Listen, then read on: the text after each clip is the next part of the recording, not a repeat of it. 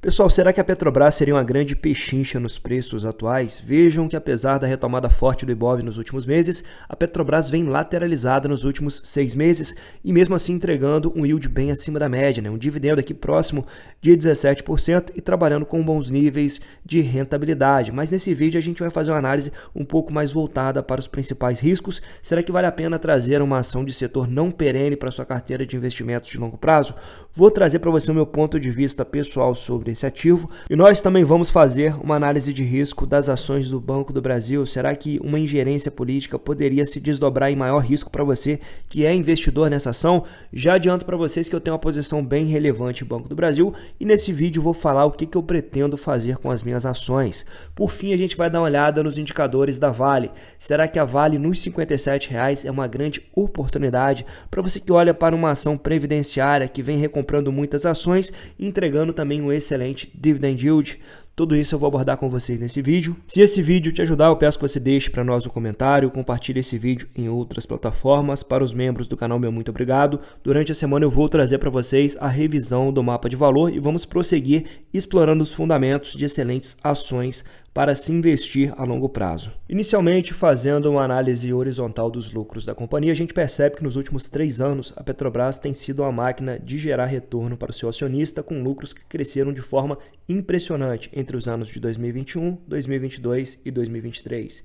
Entretanto, nem sempre foi assim. A gente vê que entre os anos de 2013 e 2017, a empresa reportou uma série de prejuízos. Vejam que esses prejuízos estão ligados a um alto nível de ineficiência, A gente consegue ver claramente essa margem líquida negativa entre os anos de 2014, 15 e 16, e de lá para cá a empresa pegou uma gestão um pouco mais comprometida, realizando uma arrumação da casa, reduzindo muitos custos e despesas operacionais, conseguindo entregar muito mais eficiência nas suas operações. Isso se refletiu em um forte ganho de eficiência entre os anos de 2017 e 2023, momento no qual a companhia reportou altos níveis de rentabilidade. Então os lucros explodiram nos últimos 3 anos e isso se traduziu sim em um dividendo muito acima da média para quem comprou barato e permaneceu comprado no ativo nos últimos anos. Olhando agora os indicadores fundamentalistas, nós temos aqui uma companhia trabalhando a um preço sobre lucro de 6 vezes, um preço sobre valor patrimonial de 1,3 vezes e o mais importante, olhar para o EV/EBITDA. Aqui é uma métrica de valuation interessante para companhias exportadoras de commodity e ele nos aponta que em menos de 4 anos a geração de caixa seria o suficiente para comprar a própria companhia, o que pode sinalizar um potencial de desconto.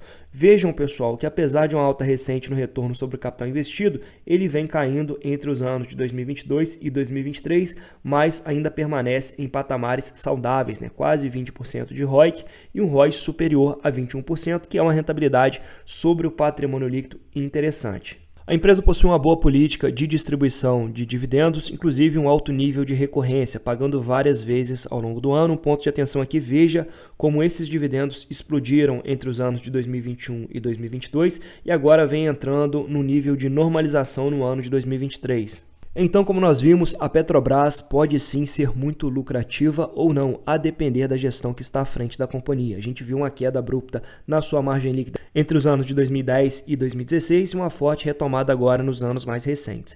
A atual gestão vai entregar um alto ganho de eficiência ou voltaremos para esse patamar de prejuízos do ano de 2016? Bom, vamos analisar o que vem acontecendo no interior da Petrobras. Em julho desse ano, nós tivemos uma matéria publicada no Brazil Journal destacando alguns pontos de atenção na gestão da Petrobras. Vocês sabem que recentemente houve uma mudança na presidência com a saída do Jean Paul Prats e a entrada da Magda. E desde que o PT voltou ao poder em janeiro do ano passado e voltou a interferir nas empresas estatais e paraestatais, muitos investidores têm apostado que este será um ponto de inflexão para o valor de mercado da Petrobras. Mas de lá para cá, um barril de petróleo a $80 tem garantido que a empresa aceite qualquer desaforo. Porém, após assumir a presidência, a Magda tem realizado trocas relevantes, principalmente no corpo técnico da Petrobras, demitindo funcionários de carreira e técnicos e substituindo por quadros próximos ao PT e a Federação Única dos Petroleiros, sindicato que cada vez manda mais na empresa.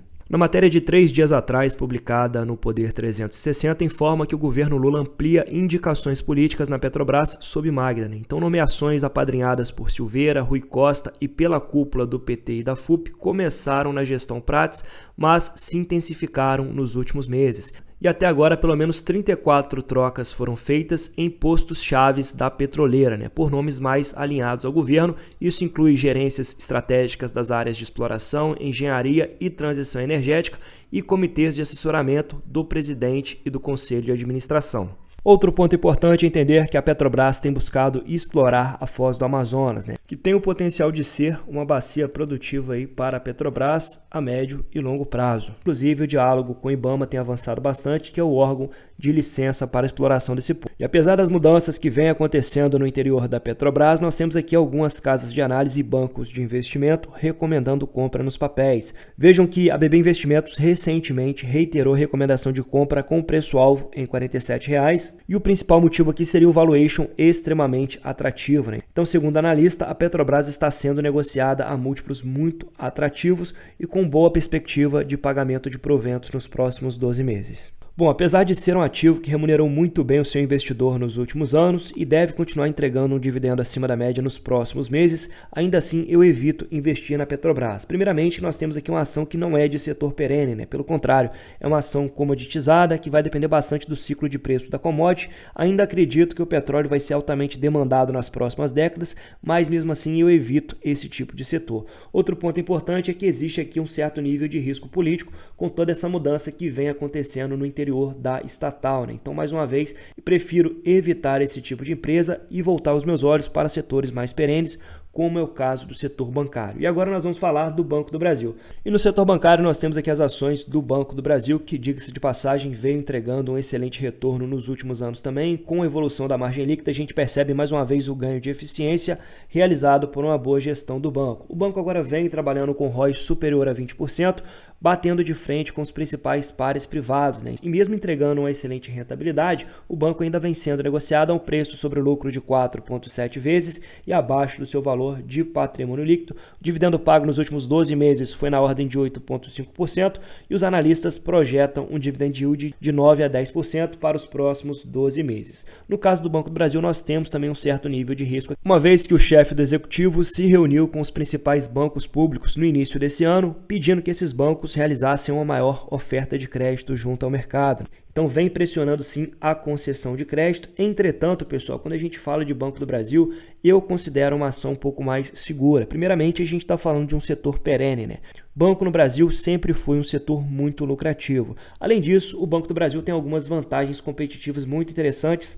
A primeira delas é o banco fortemente ligado ao agronegócio, né? E o agro acaba sendo aqui um dos motores da nossa economia. Outro ponto é que o banco tem um forte apelo ao funcionalismo público, né? Então é um banco que tem um forte apelo junto ao funcionalismo público e esse acaba sendo um setor de menor risco, né? Uma vez que tem muito crédito consignado. Muitas vezes o desconto é realizado diretamente no contra-cheque do servidor, o que acaba trazendo maior resiliência para a carteira de crédito do banco. Atualmente eu considero as ações do Banco do Brasil uma excelente empresa para a carteira de dividendos de longo prazo. O banco tem um payout sustentável de 45% e uma excelente frequência na distribuição desses proventos, né? Então paga 8 vezes ao longo do ano e isso gera um fluxo de renda muito interessante para mim e para você que estamos olhando para a carteira de dividendos como um complemento de renda no futuro. Atualmente as ações do Banco do Brasil são consideradas baratas pelos analistas de mercado. Então vejam que os analistas como um todo vêm projetando um preço-alvo na casa dos R$ 34,00 e o banco hoje vem sendo negociado a R$ 29,25. Então teríamos aqui um potencial de upside de 16,2%, fora os dividendos que deverão continuar generosos nos próximos 12 meses. Por fim, nós temos aqui as ações da Vale, acumulando a queda de quase 13% nos últimos 6 meses. E quando a gente olha aqui os indicadores fundamentalistas, a ação vem muito bem, entregando uma margem líquida superior a 23%, trabalhando com ROI superior a 20% e um ROIC também superior a 20%. Olhando o EV/EBITDA aqui, a gente percebe que a Vale pode estar muito descontada com base nos resultados mais recentes, né? A empresa vem conseguindo gerar muito caixa no patamar de preço atual do minério de ferro, inclusive remunerando muito bem os seus investidores, não só com dividend yield acima da média, mas também com sucessivos programas de recompra de ações. Vejam que nos últimos anos ela recomprou mais de 20% das ações disponíveis no mercado.